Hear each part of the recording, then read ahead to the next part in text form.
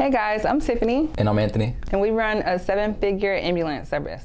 So we've been getting a lot of questions from you guys in our DMs and our comments, and we just wanted to make a video to address a lot of the questions that we've been getting to hopefully kind of steer you guys in the right direction. So the first question, Tiffany, that we're gonna ask today is, how many EMTs do I need to hire for my new ambulance service? So that's a great question, Anthony. The first thing I would say is to conduct research and figure out what your state requirements are. Specifically around the requirements on how available your service has to be, as well as how many EMTs you have to have per truck. For example, in the state of Georgia, they require us to operate on a 24-hour basis. And because of that, we need to have at least 8 EMTs on staff just to staff one ambulance. So again, it varies based on your state, but as long as you do the research on availability, as well as the requirements for your truck, you'll be able to have a range for how many EMTs you need for your business. All right, so second question, how can I effectively attract patients to my ambulance business? The first thing you want to do is establish a business model, the business model that you want to start off with your ambulance service. We always choose dialysis because it's the easiest model to kind of start quickly, get going, create a solid foundation for your service to grow on. And the first thing you want to do after you establish that is make sure you have your marketing material ready to go. So that's your uniforms, your pass out pamphlets, your flyers, all that good stuff, and just identify dialysis centers that you want to service and be consistent in your outreach to them, whether that's calls, whether that's stopping by, interacting with the patients in the facility, in the lobby. And that's a good start to attract the patients. Obviously there are other methods to go into, but we're not going to focus on that because we focus specifically on dialysis. What do you think? I don't think you really left anything out. I think that there are definitely some strategies that can be done to make yourself stick out more than your competitions, especially as a new business in the area. But of course, you'll have to tap into our course to find out more of how we can direct your path with that. So the next question we keep getting in our comments and our DMs is, what's the type of mindset I need in order to start this business? Very good question, and I can't stress it enough. I would say the first thing is to be determined to follow through. So of course, this is a very difficult journey. So preparing your mind with all of the processes and just making sure you have the endurance to stay the course is very important. Also, I would say becoming solutions oriented. Of course, as you journey this new water, there are going to be a lot of things that don't go as planned, and it is up to you to put out fires, not focus on the problem, but find quick solutions that can keep you moving forward. And the last thing I would say is to open yourself up so that you are connecting with people that are in the field already in your area. Maybe see if you can go to a hospital and do a ride along. Put yourself in the room with the people that are already kind of operating in this space. So definitely open yourself up to getting to know new people and just learning from them as much as you can. Yeah, guys, I mean, you just gotta know what you're getting yourself into. So this one particular time I went on a hike was bouldering, and then bouldering is like rock climbing. But I thought we were just going like a regular hike, like the belt line or something like that. So my mindset was all messed up. But when I got there, I realized it was a lot more than I prepared for. So we're telling you off the rip, hey, we're going bouldering. This is not a belt line hike. So just make sure you're ready, in the right mindset to take that on, and I'm sure you'll be fine. So next question, can you tell us about Simpler? So Simpler is an EMS management software, but when I started helping my sister with her ambulance service at the beginning of COVID, she was using a lot of paper to do everything. Everything was just super old-fashioned. The schedules were on paper. People putting their availability on paper. Making changes during the day was pretty much impossible because everything was already on paper. So it was always a hassle calling people. It was just a mess, man. And like using all these different products and stuff like that just get on my nerves. I have a software background, so I was like, Tiff, there has to be something better out here. So I began doing all these demos, trying to find like a product that'll help us just run our ambulance service easily, like all in one place. And after going on a lot of different demos with a lot of companies using a lot of different products, I say, man, all these products are trash. Like, they're making the work harder.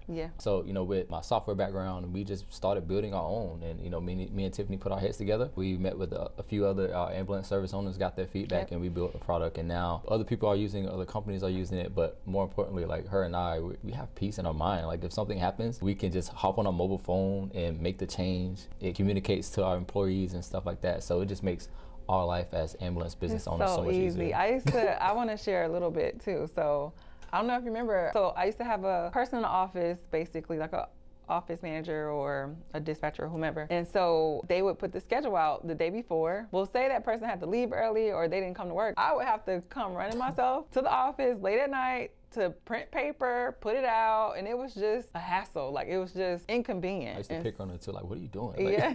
I would have to come and literally put paper out. Yeah. And so now it's simpler. It's just so easy. I can literally roll over and be like, oh, I forgot to do such and such. Let me add that person. And, you know, voila, magic, basically. So it's definitely been a blessing, really, for lack of a better term. So thank you.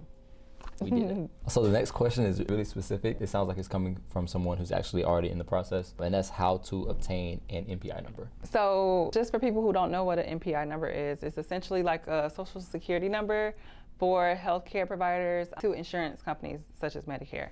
And so I'll tell you guys how I obtained mine.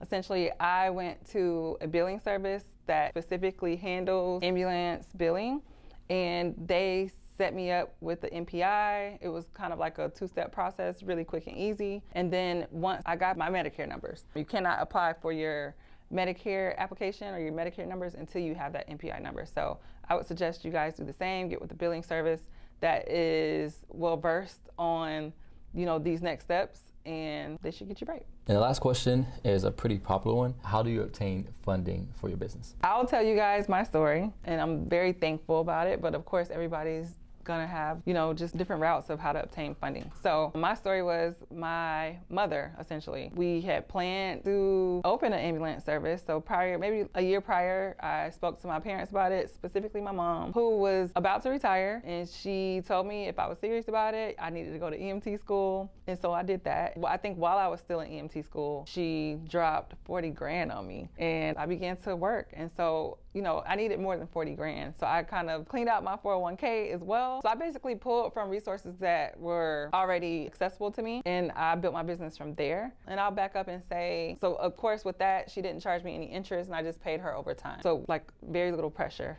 but I definitely paid my mom back. In terms of, I guess if I were to do it over, I would probably still do it that same way, but I wouldn't use as much cash because now I know about business funding. And because I know that this business, I mean, you can make your money back pretty quickly, I would say to definitely try to obtain business funding, 0% interest for maybe 12 to 18 months. Those exist.